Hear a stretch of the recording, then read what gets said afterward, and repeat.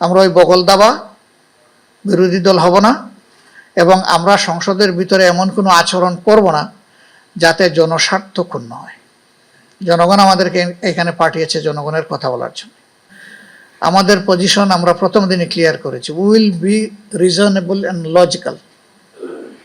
আমরা এই দুই জিনিসের বাইরে যাব না। ব্যক্তি কিংবা দলকে আমরা প্রাধান্য দেব না। এখানে দল আমাদের কাছে কোনো বিবেচ্য বিষয় না, ব্যক্তিও কোনো বিবেচ্য বিষয় না।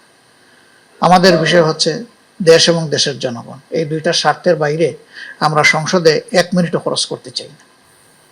এবং আমরা এও বলেছি, সংসদীয় আচরণে আমরা অতীতে দেখেছি এইখানে অহেতুক কথাবার্তা বলে আচার আচরণ করে জনগণের সম্পদ নষ্ট হয়। আপনারা জানেন প্রতি মিনিটের জন্য সংসদ চলাকালীন সময়ে 1,76,000 টাকা খরচ হয় প্রতি মিনিটে। তাহলে 5 ঘন্টা যদি একদিন সেশন চলে, কত টাকা এখানে ব্যয় হচ্ছে। এটি তো আমার বাপ দাদার টাকা না, যে ইচ্ছা করে আমার যা ইচ্ছা তাই এখানে গিয়ে বললাম, যার সাথে জনগণের কোনো কিছু সমস্যার সমাধান নাই বা মিল নাই। আমরা এটা করতে নিষেধ করেছিলাম মাননীয় স্পিকার, যে ব্যক্তিগত চরিত্র হনন, দলের চরিত্র হনন এবং কারো মনোরঞ্জন করার জন্য প্রশংসা স্তুতি এইগুলা যেন এখানে বাদ দেওয়া হয়। গতকালকে সম্পূরক বাজেট পাস হয়েছে। এখানে 90 বিধিতে না আছে, যে 91 বিধিতে আছে সম্পূরক বাজেটটা পেশ করতে হবে মার্চ মাসে, যদি বিশেষ কোনো অসুবিধা না থাকে।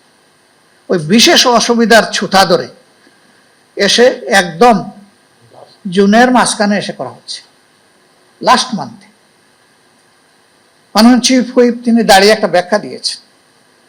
তিনি বলেছেন 3 মাস আগে যদি এটা হয়ে যায় তাইলে খরচ হওয়ার আগে অ্যাকুরেসি থাকবে না। আমার প্রশ্ন হচ্ছে, বাজেটটা তো 1 বছরের জন্য করা হয়েছে, এটার তো একটা টাইম লাইন আছে, একটা টাইম ডিসিপ্লিন অ্যান্ড ফেজেস আছে। কোন ফেজে কোন কাজটা হবে, একটা কাজের জন্য কতটুকু সময় লাগবে। এখন এই কোনো কিছুর দিকে খেয়াল না করে যথেচ্ছ ব্যবহার করে জনগণের ট্যাক্সের টাকা আপনি 96,000 কোটি টাকা আপনি অনুমোদন নিয়ে গেলেন। আপনি অনুমোদন নিলেন, খরচ করে এসে নিলেন। আমরা হয়তোবা তার ক্রিটিক্যাল অ্যানালাইসিস করলাম, কিন্তু লাভ কি? 2/3 মেজরিটি মানে এজেন্ডা শুরু হওয়ার আগে একজন হাত নাড়ানো শুরু করে যে সবাই সাপোর্ট দিবা, সবাই সাপোর্ট দিবা। What is this? এজেন্ডা আসলোই না সামনে, প্রস্তাব আসলোই না সামনে, আপনি সাপোর্ট আগে শুরু করে দিলেন। তার মানে আগে থেকেই ডিসিশন নিয়ে আসছেন যে সরকারের পক্ষ থেকে ট্রেজারি বেঞ্চ থেকে যেটাই প্লেস করা হবে সেটা আমাদের সাপোর্ট দিতে হবে। এই শেষের দিকে যে টাকাটা 1 মাস 2 মাসে যেটা খরচ হয়, এটা বলতে পারেন যে এই সবগুলার একটা বড় অংশ পানিতে ভাসায় দেওয়া হয়, লুটপাট করা হয়। এখানে কোনো অ্যাকাউন্টেবিলিটি থাকে না। মে মাসের 30 তারিখ গিয়ে বলা হচ্ছে জুন মাসের 2 তারিখের মধ্যে আপনারা রিকুইজিশন দেন, 30 জুনের ভিতরে এই টাকা শেষ করতে হবে। আরে 30 জুনের মধ্যে একটা এস্টিমেট তো লাগবে, কাজের লোকও তো নিয়োগ দেওয়া লাগবে। এ কোনো কিছুর মিল নাই। শেষের দিকে যে টাকাগুলো ছড়ানো হয়, কিছু লোকের পেট ভরানো হয়। এটা জনগণের উপকারের মতো উপকার বড় কিছু হয় না। আমরা এগুলো নিয়ে আমাদের সুস্পষ্ট প্রস্তাব দেব।